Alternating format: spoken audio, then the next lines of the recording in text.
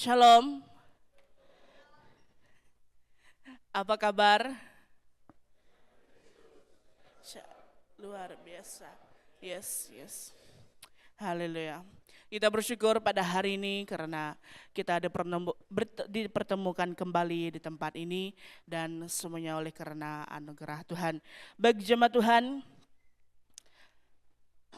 pada hari ini kita akan merenungkan sebuah tema yaitu mengekalkan integriti rohani. Mengekalkan integriti rohani. Yang saya ambil di dalam Titus 3 ayat yang pertama sehingga yang kedua. Ada di depan. Oke, jika sudah menemukan, mari kita membacanya bersama-sama. 3, 2, 1.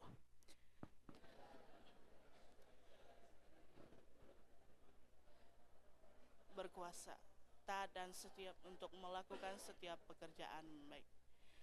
Janganlah mereka memfitnah, janganlah mereka bertengkar, hendaklah mereka selalu ramah dan bersikap lemah lembut terhadap semua orang.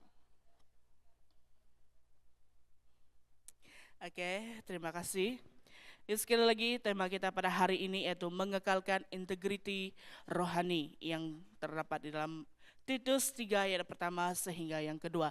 Ingatkanlah mereka supaya mereka tunduk kepada pemerintah dan orang-orang yang berkuasa, taat dan siap untuk melakukan setiap pekerjaan yang baik.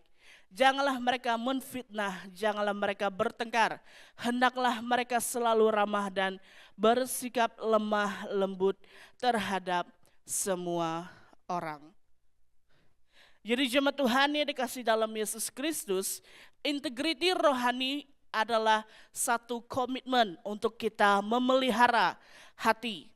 Integriti rohani adalah satu tindakan kita untuk memelihara hati, tindakan, perkataan, agar semuanya itu berkenan di hadapan Tuhan. Nah, walaupun pada masa kini kita berhadapan dengan berbagai cabaran, kita berhadapan dengan banyak tantangan, namun Paulus memberikan amanat kepada Titus untuk mengingatkan jemaat yang di Kreta tentang pentingnya sikap benar di dalam kehidupan sehari-hari, khususnya hubungan kita dengan sesama. Itulah integriti rohani, di mana dia mempunyai satu komitmen untuk kita memelihara hati, satu komitmen untuk kita memelihara tindakan, perkataan, dan kehidupan kita sehari-hari. Dan sekarang kita akan melihat secara ringkas surat Titus ini. Dan jemaat Tuhan, seperti yang sudah kita ketahui, surat Titus ini dia ditulis oleh Rasul Paulus sekitar 63 sehingga 65 Masehi. Dan ini dituliskan kepada Titus, yaitu muridnya yang setia. Di mana Titus pada ketika itu dia ditinggalkan di Kreta untuk mengatur dan juga memimpin gereja-gereja yang ada di Kreta.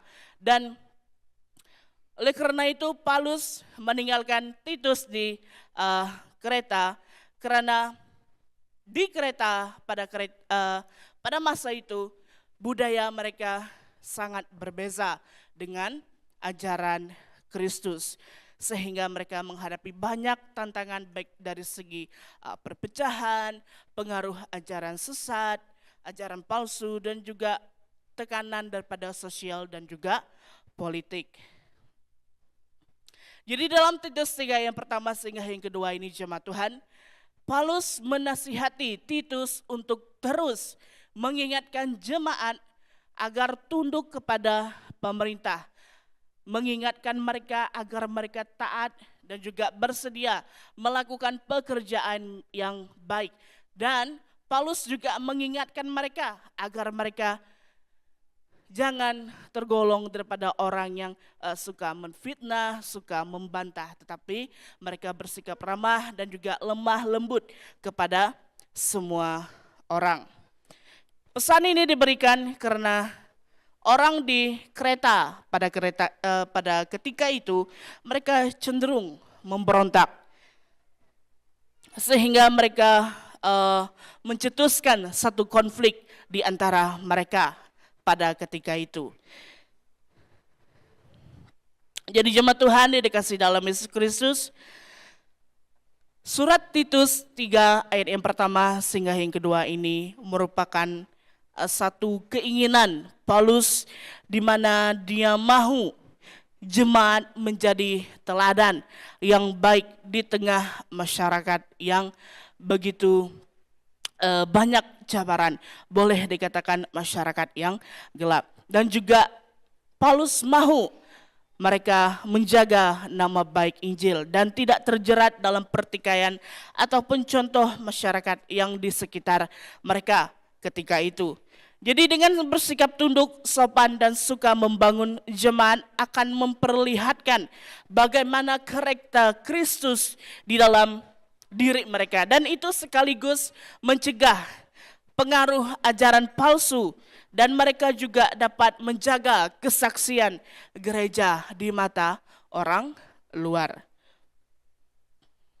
Jadi integriti rohani bukan hanya tentang apa yang kita percayai secara teori, tetapi jauh lebih mendalam, yaitu bagaimana kita menjalani kehidupan kita sehari-hari. Nah, Rasul Paulus mengingatkan kita melalui surat ini, yaitu surat Titus, untuk kita menjaga integriti dengan sikap dan juga perbuatan yang mencerminkan kasih dan ketaatan kepada Allah. Jadi pada hari ini kita akan melihat 4 aspek yang penting diajarkan kepada Titus yang menjadi dasar bagi kita untuk memelihara ataupun mengekalkan integriti rohani kita. Yang pertama adalah taat kepada pihak yang berkuasa ataupun tunduk dan hormat kepada pemimpin. Jadi tunduk dan hormat kepada pemimpin ini merupakan tanda kerendahan hati. Jemaat Tuhan yang dikasihi dalam Yesus Kristus, di dalam Titus 3 ayat yang pertama ini, Paulus mengajarkan kita bahwa kita harus taat kepada pemerintah. Nah, taat di sini bukan berarti kita merelakan tanpa kritik, tetapi itu merupakan satu sikap kita hormat dan juga tunduk. Karena apa? Tunduk dan hormat kepada pemimpin adalah tanda kerendahan hati. Dan pengakuan bahwa Allah mengizinkan otoritas dan menjaga ketertiban di dalam masyarakat. Jadi dengan bersikap demikian kita menunjukkan integriti dan kesaksian kita yang baik kepada dunia. Jadi pada masa kini kita bayangkan jika kita seorang Kristen, kita tidak taat kepada pemerintah, kita menjadi rakyat yang memberontak, rakyat yang menjadi punca pecah belah. Jadi orang melihat kita ini sebagai orang Kristen, namun di dalam diri kita tidak mencerminkan bagaimana karakter Kristus itu seharusnya ada di dalam diri kita. Nah sekali lagi bayangkan jika kita seorang Kristen yang menentang hukum dan pemerintah tanpa sebab yang benar. Hal ini bukan hanya merugikan dirinya sendiri tetapi juga memperburukkan apa yang ada di sekitarnya. Baik itu gereja, baik itu keluarganya, baik itu dia secara pribadi. Dan sebaliknya, dengan taat dan juga menghormati pemimpin, kita membuktikan bahwa iman Kristen itu membawa damai bagi orang sekeliling kita. Jadi taat kepada pemerintah bukan hanya kita taat kepada hukum, tetapi juga itu menunjukkan sikap hati kita yang rendah dan tunduk kepada Allah itu mengatur segala tantangan. Jadi hal ini juga dapat mengelakkan kita ataupun dapat menghindarkan kita daripada konflik yang ada dan kita menjaga kesaksian kita. Nah sebaliknya, jika kita memberontak, jika kita menjadi orang yang tidak taat, menjadi orang yang membantah, itu dapat menyebabkan kita malu, ya. Kita malu bagi iman dan juga membuka pintu bagi perpecahan. Nah, jika kita berbuat demikian, sia-sialah kita berdoa pada selama ini, di mana kita berdoa untuk negara, kita berdoa bagi kedamaian, kita berdoa bagi kesatuan di antara satu dengan yang lain. Namun pada masa yang sama kita juga menjadi orang yang membantah, kita menjadi orang yang memberontak kepada pemimpin kita. Jadi oleh itu, seperti mana yang dituntut dalam firman Tuhan, kita haruslah berdoa bagi pemimpin-pemimpin kita. Jadi menghormati pemimpin termasuk kita mendoakan mereka agar Tuhan memberikan mereka hikmat, kuasa dan juga memerintah dengan adil. Memerintah dengan adil ini adalah satu keinginan kita sebagai orang yang dipimpin. Dan seperti mana yang diajarkan Paulus di berbagai suratnya, berdoa bagi pemerintah merupakan bahagian daripada hidup yang berintegriti sebagai seorang Kristen. Aspek yang kedua adalah sedia berbuat baik. Orang yang berintegriti tidak pilih waktu untuk berbuat baik. Orang yang berintegriti tidak memilih waktu untuk berbuat baik.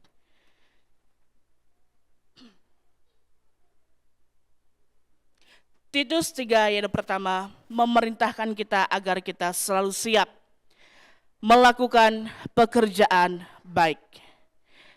Integriti rohani melibatkan kesediaan kita untuk membantu dan juga melayani sesama dan tidak terbatas waktunya.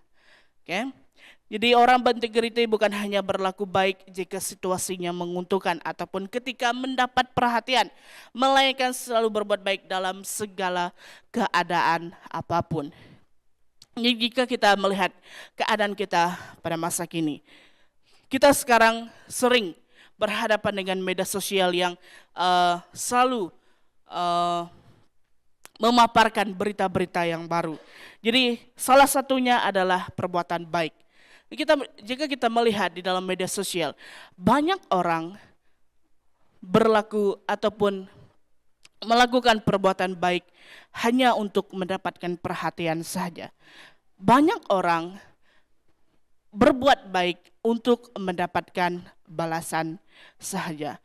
Dan itu menunjukkan sikap orang yang tidak berintegriti, ya. Jadi orang yang berintegriti, dia tidak pilih waktu untuk berbuat baik.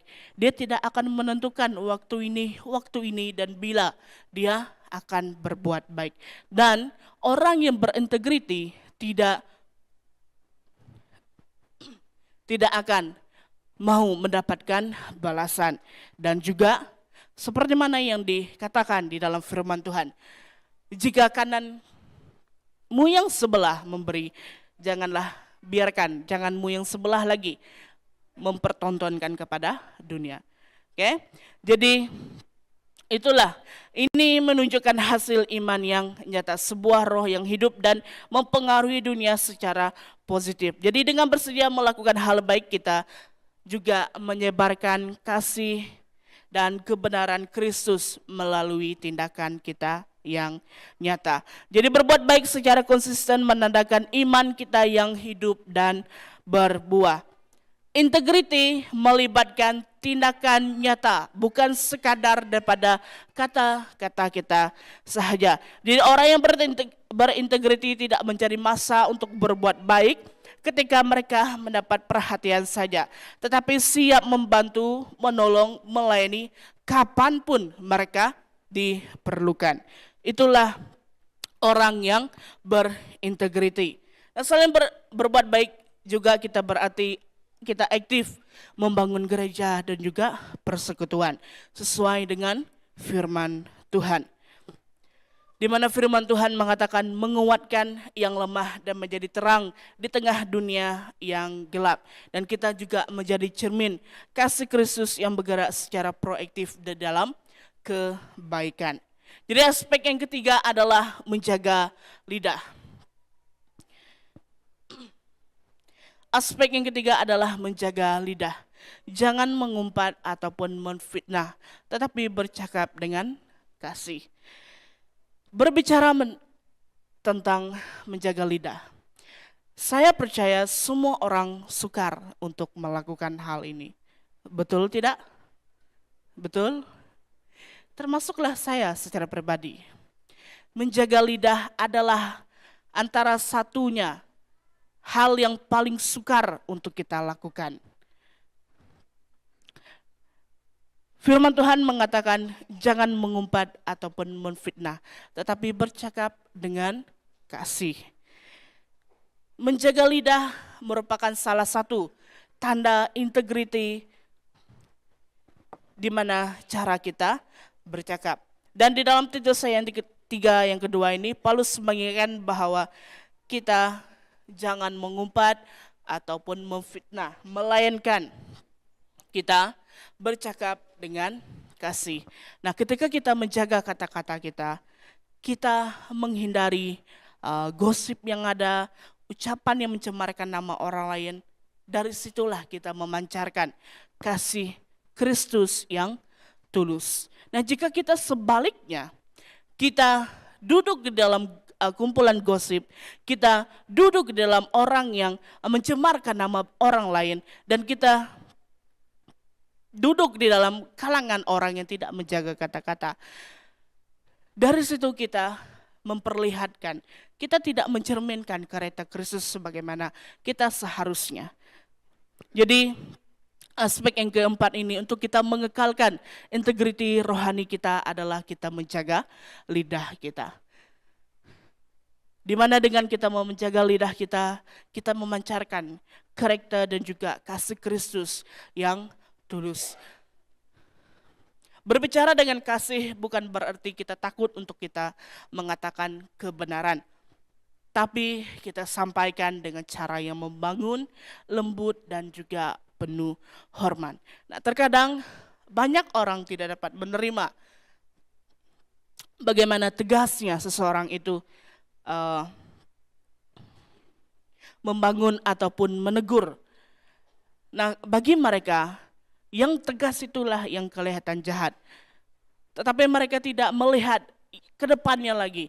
Orang yang tegas itu tadilah yang mencerminkan bagaimana karakter Kristus itu, sebagaimana Yesus membangun ataupun menasihati orang-orang yang ada pada zaman Alkitab, kalau kita membacanya. Dan cara kita bercakap ataupun kita berkomunikasi dengan orang juga menentukan hubungan dan juga reputasi kita sebagai orang percaya. Lidah yang tidak dijaga dapat menghancurkan persaudaraan. Lidah yang tidak dijaga dapat memecah belahkan jemaat. Jadi dengan menahan diri daripada mengumpat, daripada menfitnah, kita menunjukkan kasih yang tulus, hormat kepada sesama. Dan lebih daripada itu, berbicara dengan kasih berarti kita menyampaikan kebenaran dengan sikap lembut, tidak kasar ataupun menghina. Dan nasihat ini sangat penting untuk kita pada masa kini, itu di dalam era komunikasi yang mudah tersebar. Ya. Di dalam media sosial kalau kita melihat sekarang, sekejap hal itu menjadi berita. Baru kita tekan, sudah orang di Sibu, di Bintulu sudah mengetahuinya. Betul kah?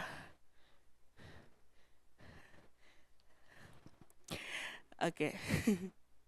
Jadi itulah di era komunikasi kita haruslah menjaga lidah ataupun menjaga diri kita agar tidak mudah tergolong daripada orang yang sedemikian, yang tidak membangun daripada perkataan, baik itu daripada tingkah laku. Jadi aspek yang terakhir adalah lemah lembut kepada semua. lemah lembut kepada semua. Biarpun orang lain kasar, kita tetap bersikap sabar dan ramah. Nah, jemaat Tuhan dikasihi dalam Yesus Kristus. Meskipun kita berhadapan dengan orang yang kasar dan ataupun tidak yang menyenangkan, kita dipanggil untuk bersikap lemah lembut dan ramah. Di dalam Titus 3 ayat kedua. Dan sikap ini bukanlah tanda kelemahan, tetapi sebuah kekuatan rohani yang mencerminkan karakter Kristus. Di dalam kita menghadapi berbagai konflik, kita haruslah menghadapinya dengan kesabaran dan kebaikan, di mana ia membawa damai dan itu juga dapat membuka pintu bagi kesaksian iman kita sebagai orang Kristen. Jadi integriti rohani ditunjukkan ketika kita tidak membalas kejahatan dengan kejahatan, tetapi dengan kasih dan juga pengampunan.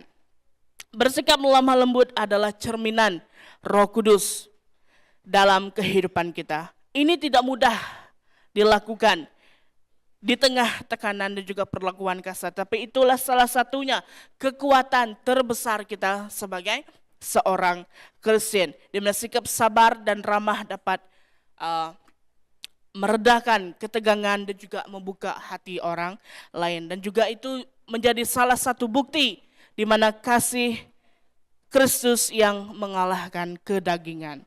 Jadi yang terakhir jemaat Tuhan, lemah lembut membantu membangun komunitas yang sehat dan harmonis, di mana perbezaan diterima dan pertengkaran dielakkan. Kesimpulannya untuk kita pada pagi ini adalah integriti rohani bukan sekadar apa yang kita imani, tetapi lebih kepada kita mempraktekkan iman itu dalam kehidupan kita sehari-hari. Jadi untuk kita mengekalkan integriti rohani, yang pertama adalah kita harus tunduk dan hormat kepada pemimpin. Yang kedua, kita harus siap berbuat baik. Yang ketiga, kita harus menjaga lidah dari perkataan yang merusak. Dan yang terakhir, untuk kita mengekalkan integriti rohani adalah kita harus bersikap lembut, lemah lembut dan sabar kepada semua orang. Jadi tindakan ini adalah menampilkan integriti iman. Jadi melalui sikap dan tindakan kita dapat menjadi terang dan garam dunia. Dan kita menyatakan kasih dan kebenaran Kristus dengan nyata dalam setiap aspek kehidupan kita semua. Mari kita berdoa. Segala pujian dan syukur kami naikkan kepadamu ya Tuhan. Terima kasih atas penyertaan-Mu dalam mendengarkan firman-Mu ya Tuhan. Biarlah firman-Mu terus lekat dan juga diam dalam setiap hati kami masing-masing. Tuhan, dan biarlah seterusnya Tuhan, Engkau dapat mengajar kami untuk kami terus mengekalkan integriti rohani kami ya Tuhan. Dan kami juga harus belajar di mana kami harus taat kepada pemimpin kami, di mana kami tunduk dan hormat kepada mereka karena itu merupakan satu kerendahan hati kami ya Tuhan. Tuhan, kami juga berdoa agar Engkau terus memperingatkan kami untuk selalu berbuat baik dan menjaga lidah kami. Dan yang terakhir Tuhan, untuk selalu lemah lembut terhadap sesama, karena semua ini adalah tuntutan daripada firman-Mu ya Tuhan. Terima kasih Tuhan, terima kasih Yesus. Ini doa kami bersama. Di dalam nama Tuhan Yesus kami sudah berdoa. Amin.